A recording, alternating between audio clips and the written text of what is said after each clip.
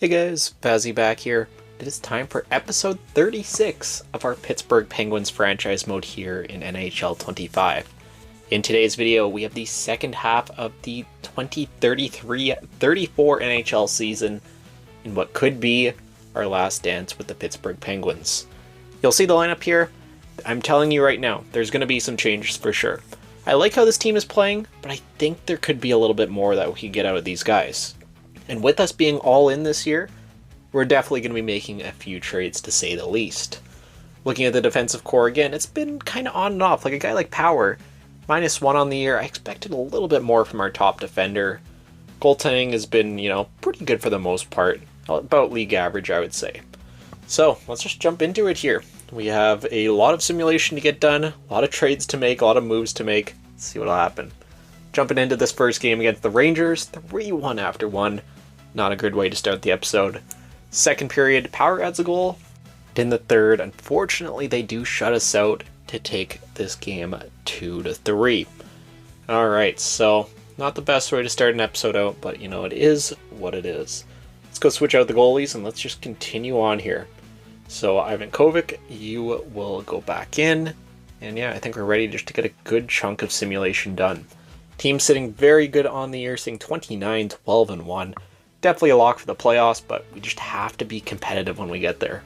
Big win in regulation over the Florida Panthers against the Devils. Tower Nelson, let's take a look. 79-28, no, we do not need him. Against the Devils, 6-3 regulation loss. It's another ugly one. Detroit up next in Detroit. 3-1 win. That's much better. Back-to-back here, Wild and the Rangers. 2-1 shootout win against the Minnesota Wild.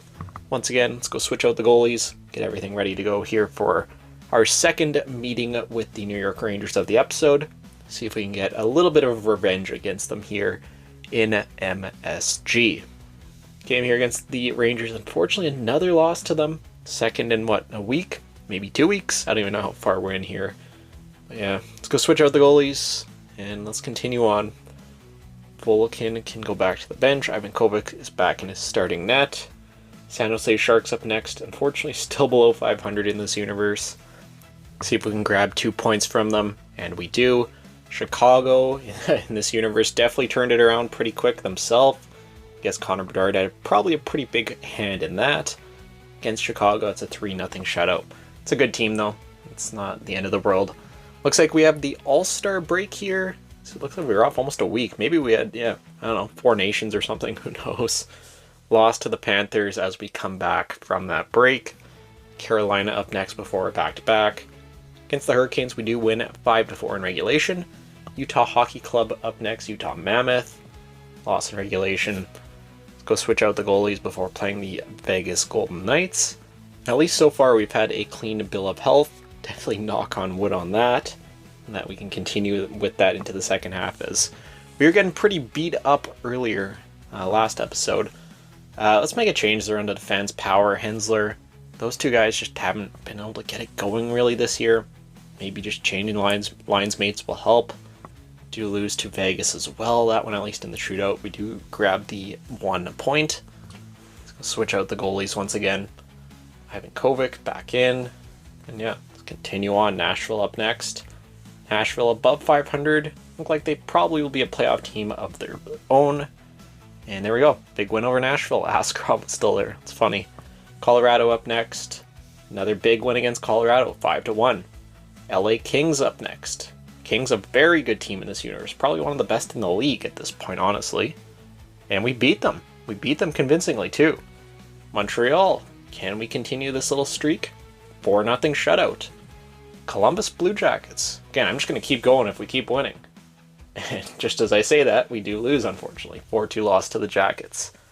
Okay, so yeah, it's definitely a little bit of a hot and cold streak with this team, is what it is. Switch out the goalies. We'll switch out the goalies in the AHL too while we're here. I think I forgot to do that the last little bit, is what it is. Ottawa Senators up next. 3-2 win. Another back-to-back, so we'll just leave everything the same for the moment. Playing the St. Louis Blues. We're very close to the trade deadline. Interesting. So St. Louis, we do beat 5-2 for playing Tampa Bay and then New York on trade deadline day.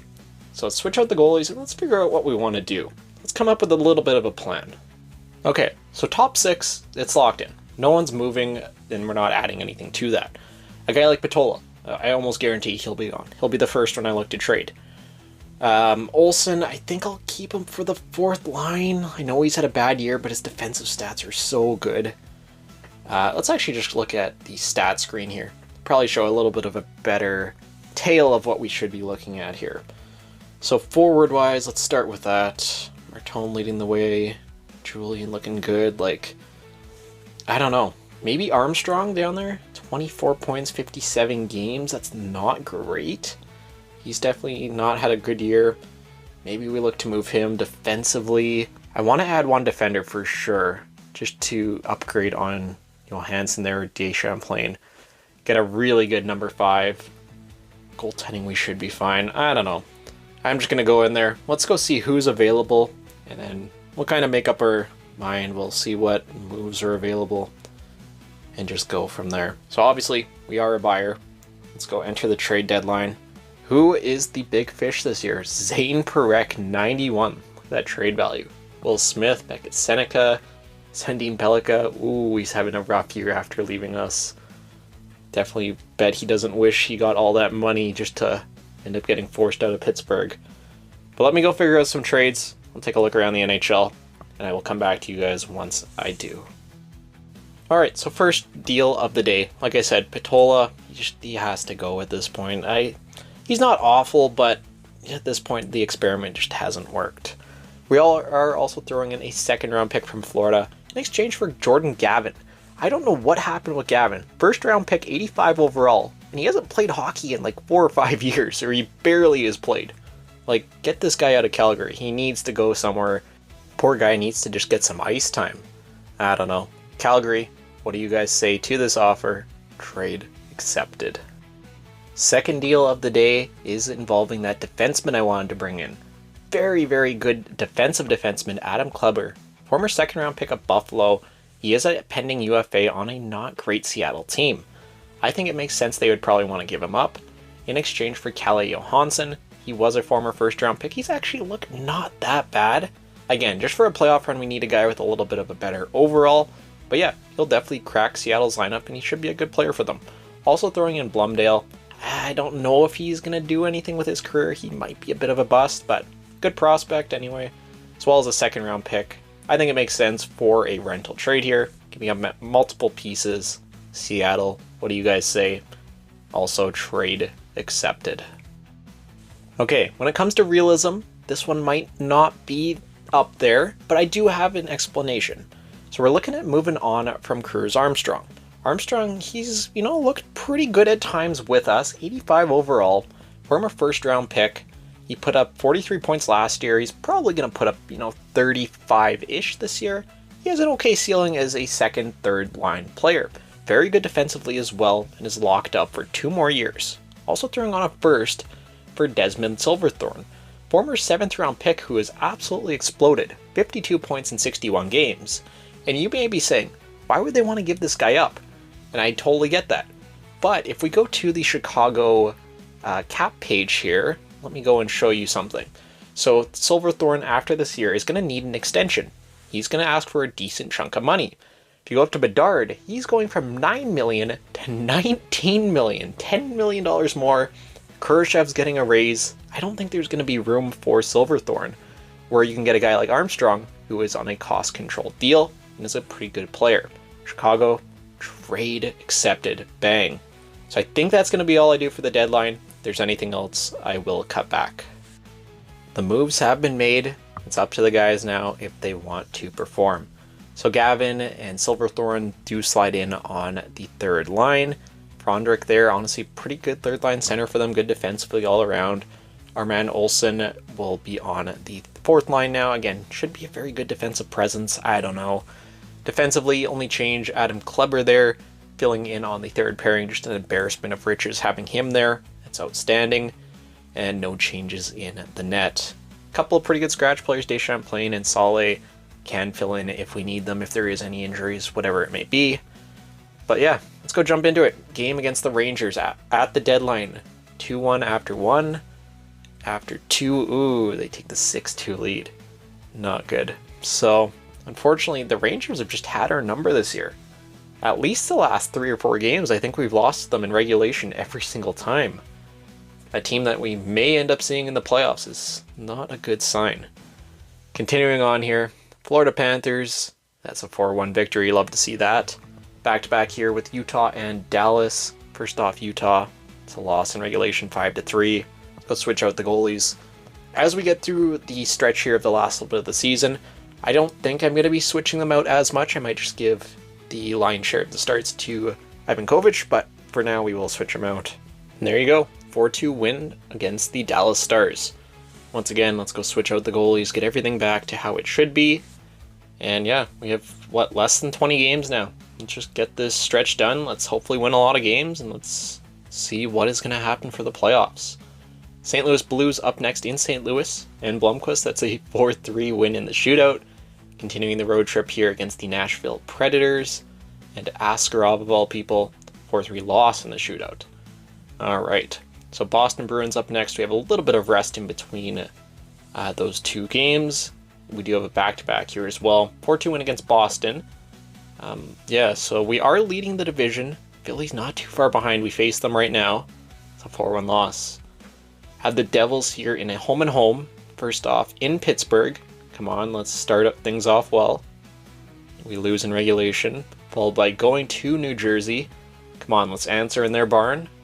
Lose in the shootout. Okay, so we get a point, but we only get 1 out of possible 4 against the Devils. Against Calgary, another loss, 3-1. I just feel like this team should be playing better, at least comparison to last year. Like, I don't know. Carolina, can we answer finally? There we go, 4-2 win. So we have back-to-back, so I will switch out the goalies for this time. And that's probably going to be it for switching those guys on the season. So last few games here for Volikin, let's see what he can do. First off against Philly, again, team we're battling with. We need to win this, and we do, 3-1. Going up against the Red Wings, another home-and-home, starting out in Detroit. Matt Sogard. Come on, let's start things out well here against the Red Wings, and we do, 5-1 win. Last time here switching out the goalies on the season. Let's see if we can beat them now in Pittsburgh. Let's keep the momentum going. I think we've won the last, 2 or 3 games. Let's keep that going. Another game here against Detroit. That's a 3-1 win. Lovely. Outscoring them 8-2. Boston up next. Faced them in the playoffs last year. Let's see, maybe we see them again this year. Not a great result, losing 6-1. Senators, can we get revenge for that 11-4 loss? And we do. 5-3. Excellent. Capitals up next. Another one of our rivals. They've had an awful season. Should be 2 easy points here. Come on. That is a regulation loss to the Capitals. They've had our number as well this year. So we lose 4-3. Still leading the division, but it's very close. Lose a game in regulation against the Avalanche. Another game here against Chicago, and then we finish off the season against Tampa. Okay, these are must-win points if we want to win the division. You lose against Chicago in regulation. And then let's jump into this game here against Tampa. Last game of the year in PPG Paints Arena. Come on, do it for the fans. First period, 1-0. Julian on the power play. Second period, 4-0. Julian with another. Martone, Frondel. Very nice. Then the third, Moore adds another as we shut out the Bolts 5-0. So there you go. We get 50 wins on the season. Just barely. Let's go break everything down, and then we'll take a look at who we are facing in round number 1. So finishing with a record of 50, 28, and 4. Good for 104 points, just behind the Rangers. Philly was right there too. Very tight division. We finished 4th in the league. Okay, so we went from winning the Presidents. We finished 4th still. It's still pretty good. Maybe the guys just didn't want the President's Trophy curse. Who knows? Go look at some of the individual player stats here. Porter Martone leading the way, 89 and 82. Schultz, 84 and 82. Yeah, all the top guys look good. Silverthorne put up 8 and 21. Again, he's definitely getting a lot less ice time, I'm sure. Yeah, 17 minutes down to 12. That does hurt, though, for sure. Callahan, Frondel, I don't know. It's hard to say. Gavin, what did you do? 8 and 23? At least you played a little bit. Defensively, honestly, Power turned it around. Hensler, not great. Kleber, once he came to Pittsburgh, 6 points, plus 5. That's a great addition. That looks really good for us.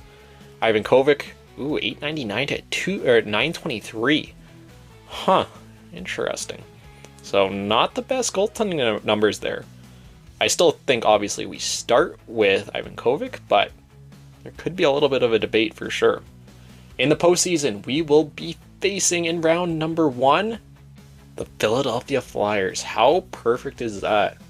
I don't know, have we ever even faced the Flyers in the playoffs before? I don't know if we have, to be honest. I don't know. Let's go take a look at them anyway. So the Flyers, what are they looking like? Oh my goodness. Ruse, Demidov, and Michkov. Wow. What a forward core. They have Fitzgerald there, O'Brien, Luchenko. Wow. That's not good for us. They have Dobson. Nothing too crazy outside of Dobson. William Lassell, 85 in this universe. Bjornstrand, 86. No injuries. But wow, that's a two-headed monster there if I've ever seen one. That is very concerning for us. I don't know. But I think overall, that is going to do it for today's episode. What's going to happen once we face Philly in the playoffs? You'll have to wait until next time. That'll do it for this one, and we'll see you all in the next video.